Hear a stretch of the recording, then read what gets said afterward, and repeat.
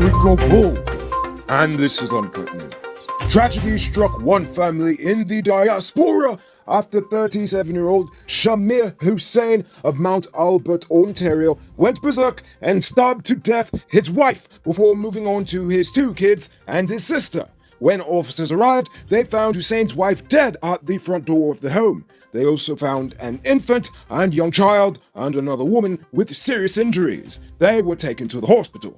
According to relatives, there were signs that the man was suffering from depression, and he even quit his job a while ago. So it seems as if he was really struggling with some demons. The government has now moved to the High Court to repossess the former GRTB wharf in Kingston from BK Marine Incorporated, because it was sold to BK at just over 200 million Guyana dollars, although it is worth well over 5 billion Guyana dollars. So clearly, that's a huge difference, a $4.8 billion difference. Additionally, the state wants 100 million Guyana dollars in damages each from former Finance Minister Winston Jordan, former Chief Executive Officer of NISL, Colvin Heath London, the NISL itself, and the Registrar of Deeds for loss and damage suffered as a result of negligence or even collusion. Nondalal actually took to the media over the weekend to explain that BK wasn't even eligible to buy the property in the first place because the company had failed to build a hotel, restaurant, and wharfage facilities, but instead constructed a ready-mixed concrete plant, allegedly without the approval of NISL. So yes, they went and they bought the land. They hadn't even done what they said they would do for the government and just said, screw you all, I can do whatever you want. So, good for you, Nondalal. Make sure you get all the money from him and make sure we, as the people, see the funds that we deserve. On Friday evening, 20-year-old Emmanuel Solomon of Belle West, West Bank de Marora was stabbed to death by 3 males at his home in front of his mother. Insane. According to reports, the stabbing originated from an 8-month-old grievance over a football game.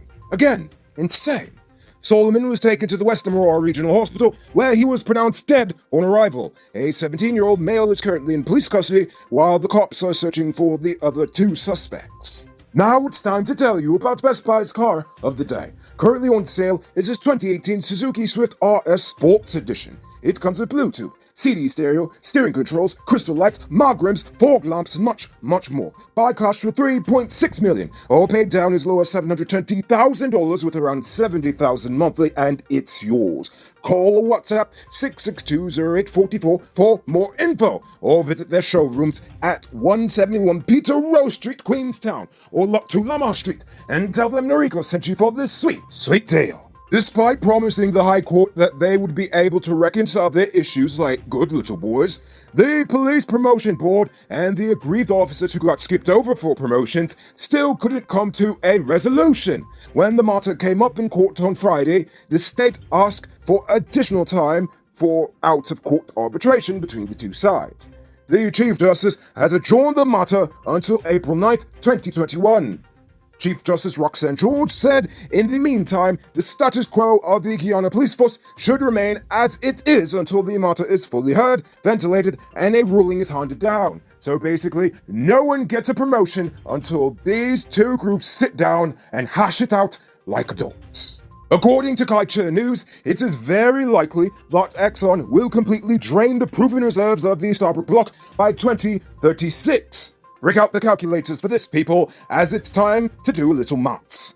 Currently, ExxonMobil estimates that the proven reserves in the Starbuck block stands at 9 billion oil-equivalent barrels. If gas accounts for about 20% of the 9 billion barrels of proven reserve, this would mean that there are about 7.2 billion barrels of oil, according to Kaiser's math, not mine. Currently, Liza 1 is pumping about 120,000 barrels a day. When Liza Phase 2 comes on next year, it will be producing 220,000 barrels of oil a day.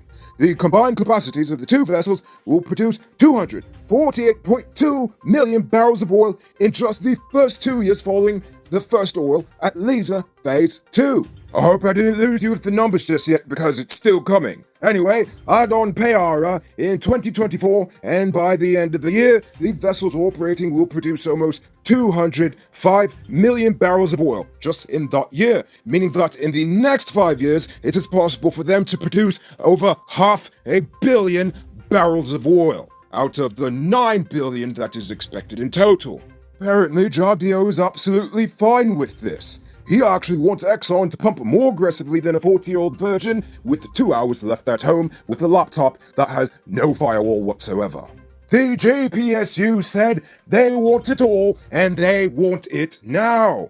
The Guyana Public Service Union said that it has submitted several proposals for inclusion in the National Budget 2021. Among the requests made were a 50% increase in salaries and increases in uniform allowances, debunching tax breaks, insurance, housing allowances, education allowances, and also money for traveling. So, yes, they want it all. And I say go for it. I mean, come on, we're Orlando right now, aren't we? Am I right? Digicel is celebrating their 14th anniversary this month, which means they are shaving off prices. Get the DL3 smartphone for just $14,000 or the DL3 Pro for just $17,500, plus get a 30-day Digicel Prime bundle when you buy any LTE handset. Offer available at Cellular Plus Digicel stores in the City Mall, Starbucks Square, Massey Providence, and Massey Turkine. Don't miss out! On Monday, India pledged a donation of 500,000 doses of its AstraZeneca vaccines to the Caribbean. This is according to Indian High Commissioner to Guyana, Dr. K.J. Srinivasa, and he assured that the 500,000 doses of vaccine for the Caribbean region will be all donations rather than commercial supplies. Guyana will be appraised of the quota it will receive in the coming days. So at this rate, it looks like everyone who wants to run a shot will be able to get one in the coming months. And speaking of the Rona, it's now time for today's Rona Report. Today, the nation recorded 41 new cases. There are now a total of 181 persons dead. There are now 7 persons in the ICU and 817 persons in home isolation. The total number of known cases in the country is now 8,023. So, please people, wash your hands frequently. Avoid touching your nose and mouth and mask up before you leave the house. When you do leave home, try to avoid enclosed spaces and large crowds. And remember to give 6 feet of space between you and others. Now, let's take a look at news in the region. In Trinidad, candlelight vigils occurred around the nation condemning the kidnapping and murder of Andrea Barrett. The largest demonstrations were held in Port of Spain, Chaguanas, Palmiste, and Arima.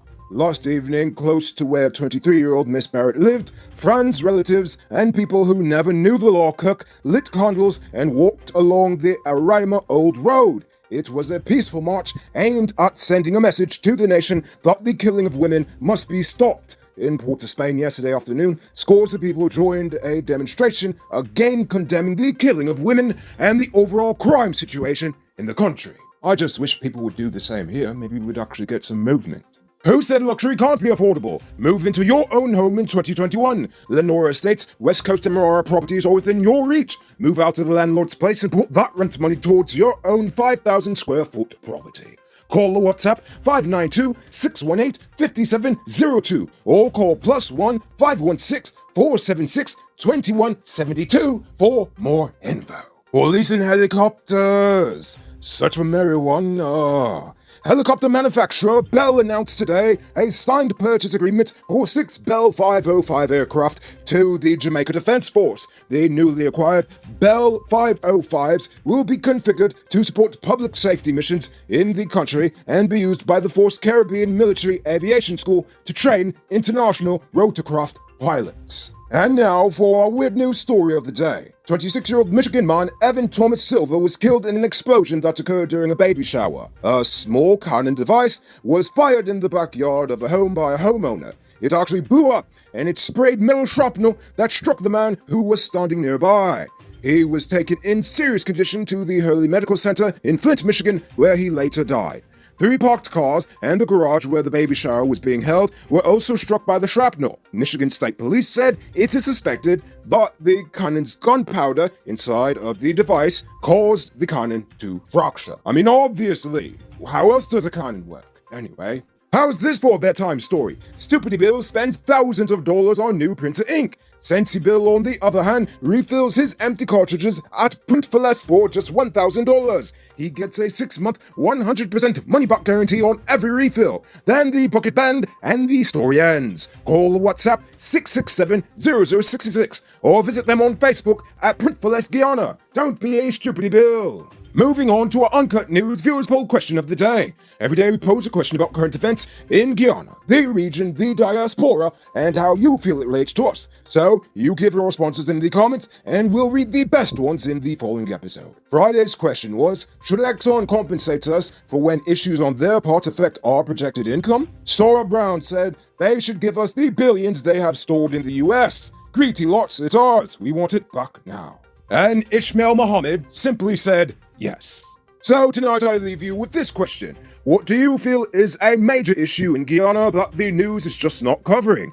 I know there's a lot that they're missing because they're terrible. I mean, come on. That's why you're watching me right now, not Gordon Mosley. Ha ha! But no, for real though, people, I would really like to know. So think about that question and tell us in the comments below. If your response is good enough, we just might feature it in Tuesday's episode. Anyway, that's all the time we have for tonight. Check us out tomorrow for another. Until then, I'm Noriko Bolford saying good night, folks. Hey, Uncut News viewers, thanks for watching. You can subscribe by clicking on this button over here, or click over there for more news. You can also drop a comment to let me know if you've made it to the end of the video. Goodbye for now.